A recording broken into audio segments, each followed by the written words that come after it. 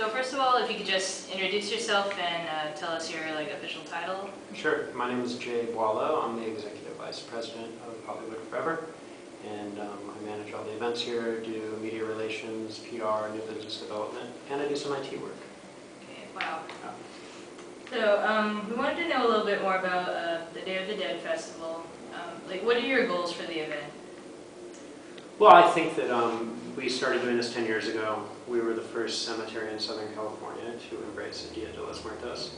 And it's about celebrating a 3,000-year-old Aztec tradition, which obviously has special meaning for cemeteries. It's All Souls Day, and it's believed that on that day, you and your ancestors can meet face to face. I think it's certainly grown into something much bigger than what we had imagined it would. And so I was just saying earlier today, I think the thing I really like about it is how it's introducing an important ritual in Latino culture to the non-Latino population in Los Angeles. So it's really a mix of cultures, and it's really a little bit of everywhere of LA comes out for this event. So. Okay, so tell us a little bit about the planning. I'm sure it's really elaborate. What do you have to go through? How long does it take? Well, we usually start planning, as soon as the last one's over. But it's initial meetings happen, I would say, 6 to 8 months ahead of time, and that's where we sort of look at the overall structure of the event, what worked the previous year, what we sort of want to do the following year. This is a special one because it's our 10th annual event, and we really wanted to make sure that we focus on the elements that are really strong that people like. So we wanted to have as many altars as possible. We wanted to make sure we had an amazing performer for the main stage, and so we brought back Leela Downs, who was here on our 3rd year, and we've always remembered was the best performance we ever had.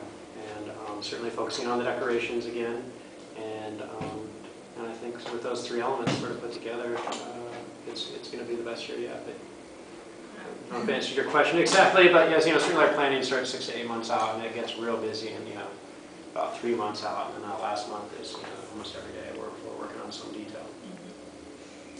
Tell us a little bit about the altars. Who makes them? Why? Or maybe how? If you know. Sure. Well, absolutely. Traditionally the idea is in Dia de los Muertos, and the way it's practiced in most of the countries in South America, is the family goes out to the cemetery and they build an altar to their ancestors. Typically it's their grandparent, somebody who's passed away recently. And there's certainly traditional elements to those altars, be it candles, photographs of the ancestors, or some sort of, there's always some sort of memorabilia that either something that they owned or something that reminds you of them. There's sugar skulls and bread offerings and so forth. But the idea is that the family basically spends the night in the cemetery, and in some places basically sleeping on the graves, sort of getting up in the morning and packing up your altar and leaving.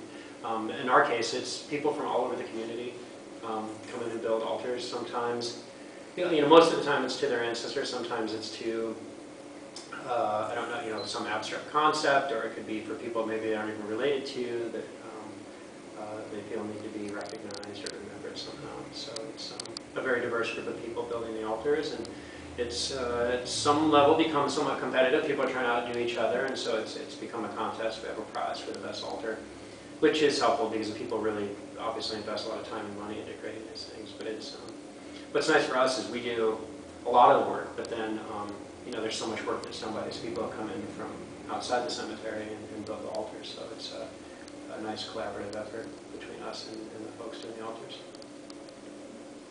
Is there anything else that we want to hear? That's good. Is that good?